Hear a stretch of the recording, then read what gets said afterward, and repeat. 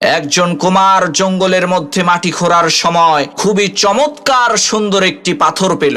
সেই কুমার ওই সুন্দর পাথরটার সাথে গাছের লতা বেঁধে একটি মালা তৈরি করে তার গাধার গলায় বেঁধে দিল এবং জঙ্গলের সেই মাটিগুলোকে গাধার পিঠে তুলে দিয়ে বাড়ির পথে রওনা করলো। পথিমধ্যে একজন স্বর্ণকার জহুরি সেই কুমারকে বলল, ভাই, তোমার গাধার গলায় যেই পাথরটা আছে সেটা কি তুমি আমার কাছে বিক্রি করবা?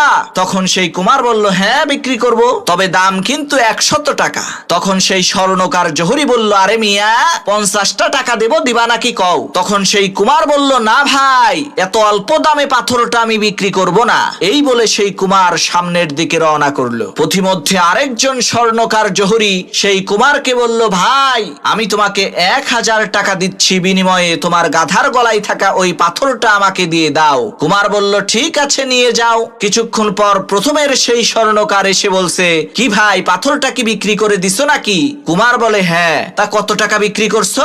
বলে যে 1000 টাকা বিক্রি করেছি। তখন সেই স্বর্ণকার জহুরি চিৎকার করে বলতে লাগলো, আরে তুমি তো বেয়াকুব, আস্ত একটা পাগল। ওইটা তো একটা মহামূল্যবান হীরা ছিল। ওই লক্ষ কোটি টাকা দামের হীরা তুমি মাত্র 1000 টাকায় বিক্রি করছো। তখন সেই কুমার বলল, আরে ভাই, বেয়াকুব তো আমি না, বেয়াকুব তো তুমি। ওইটা তো আমার কাছে শুধুমাত্র একটা সুন্দর পাথর ছিল।